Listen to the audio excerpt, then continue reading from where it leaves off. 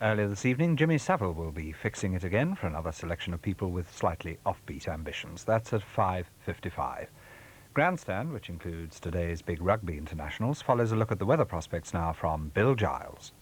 Thanks very much. Well, the cold, windy, snowy weather of yesterday is now by and large on the way out.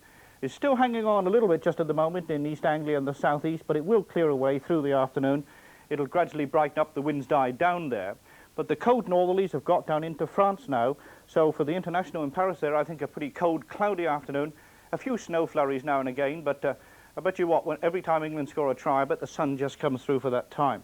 Now in Dublin, on the other hand, it will be a milder day than in Paris, but I think there the cloud will thicken up, a little bit of rain before the end of the match there. That rain will be brought along by this warm front. It's going to push across into the country there. It's going to bring rain right in across, and that's likely to be preceded by sleet and snow. I think there could be, for a time anyway, some fairly heavy falls of snow up on the Scottish mountains, and a little bit of snow to start with, any rate, further southwards. And then as we go into tomorrow, we'll be coming into the southwesterly run of air, which will be a milder setup. We'll be coming into this fairly cloudy southwesterlies, and as I say, a little bit of rain and drizzle around. But let's look at today's weather in a bit more detail. And on the eastern side of the country, East Anglia, southeast England, pretty cold, pretty cloudy there, but you'll gradually find this brightening up as we go through the afternoon, the winds dying down, joining the rest of England and Wales in a fairly bright afternoon, some sunshine, certainly feeling warmer than it did yesterday with the winds much lighter.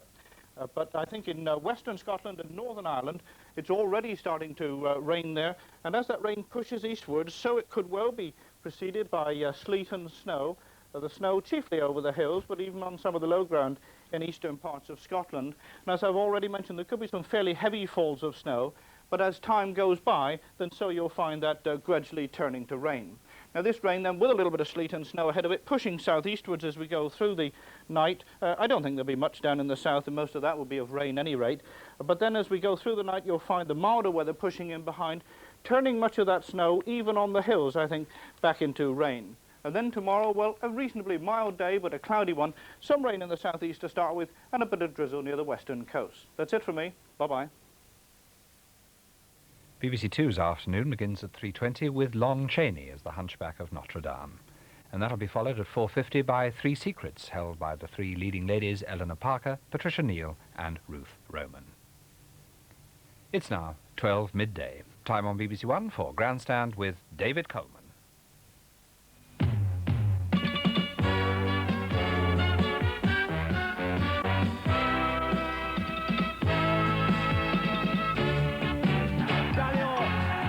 Can he make it just a metre short, but gets the triumph? Back inside to Youngs. Youngs going for the line.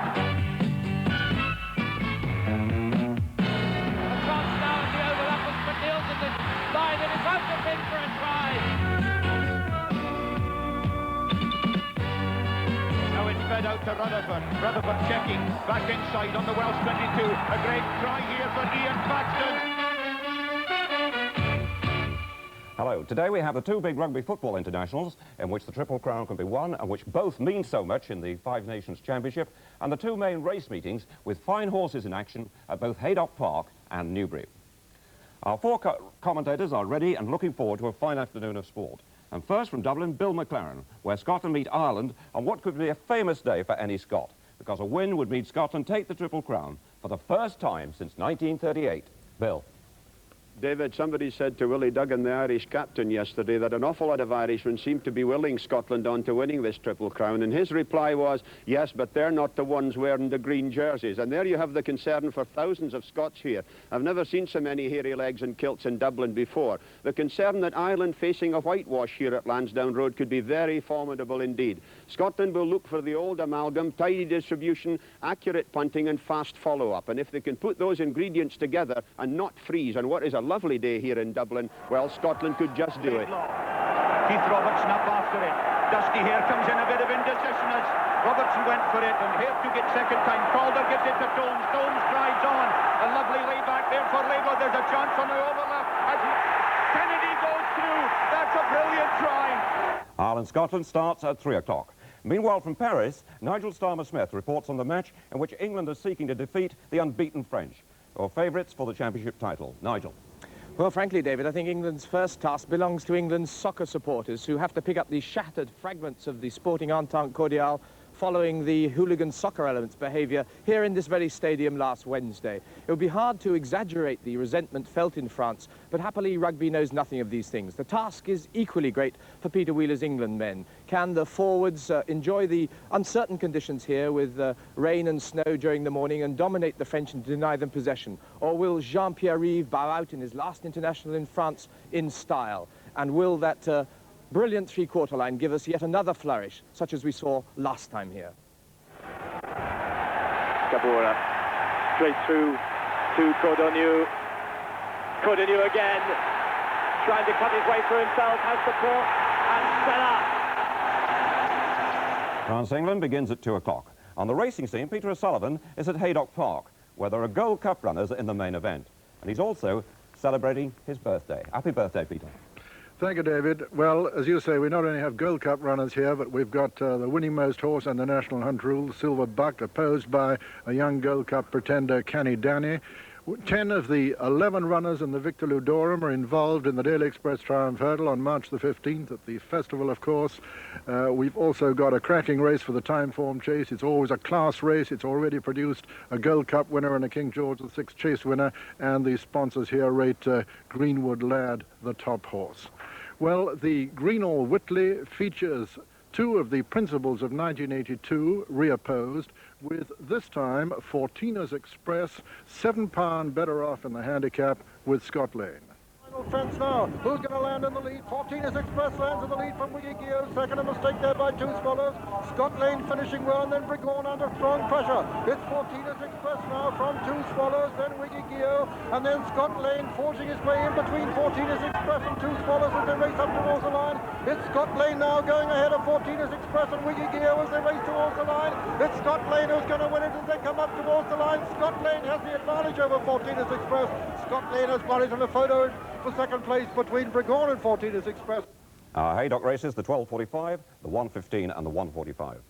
Julian Wilson is our man in the commentary box at Newbury, where the champion jockey John Frankham, who reached 1,000 winners this week, rides in all 3 televised races. Julian. And Johnny Frankham stands on the threshold of another notable landmark today when he needs just 1 winner to become the first jockey ever to ride 100 winners 4 years in succession. A remarkable tribute to his durability as well as to his skill. He's got rides, in fact, in the first 5 races. There should be a winner amongst them somewhere, even though none of them is nailed on. I don't think he will win the big race of the day, though, the Philip Corn Saddle of Gold final. Here he rides Play School. The likely favourite, and I think the likely winner, is Josh Gifford's runner Catchphrase, who came a right cropper at Chepstow last time out. But before that was a brilliant 30-length winner over this course. And that's the sort of winning form I expect him to reproduce today. At the final flight now. Catchphrase, a long way clear. Jumps it well clear. And he's coming to jump it second, then Corporal Klinger, and then the weakening State Case, and they're racing up towards the line. And Catchphrase striding away to win this Challow hurdle in very convincing style indeed. Our 3 from Newbury, the 12:30, the 1 o'clock and the 1:30. Thank you, gentlemen. Have a nice day. We start with cricket news. In the first test in Karachi, England fought back after collapsing to 182 all out in their first innings. At the end of the second day, Pakistan were 131 for 5, with Nick Cook taking 4 for 29. We hope to have some coverage later in the programme. On our football focus, and Bob Wilson. 2 players who've earned the prestigious title of European Footballer of the Year dominate today's focus. Michel Platini shows us the form for Juventus and France, which makes him a worthy current holder. And our studio guest is Newcastle's Kevin Keegan, who was twice named the best player in Europe. Kevin will also be making the draw for our England kit competition, and what an amazing response we had to that. First then, Michel Platini, the always skillful but occasionally moody Frenchman who tore England apart in Paris on Wednesday, despite giving them an almost uncanny warning of just what to expect when scoring twice for Juventus against Torino a few days earlier. Paolo Rossi's skill set up Platini's first, that was it. And against England, there was a terrific header. Stand by now for Platini's free kick, which, whilst not exonerating Peter Shilton for being caught out in Paris, at least explains why the England keeper anticipated a chip over the wall.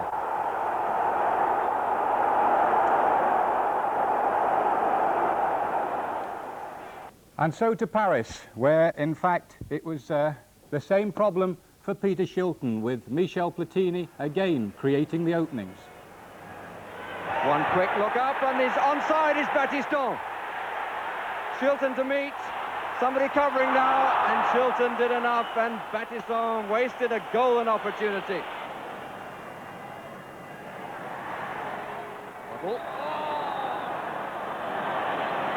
Given against him and taken quickly. Here's Platini, and still beat two men then. Bellorgne on the correct foot for him. Good save. Blocked by Sanson, the follow-up from Giles.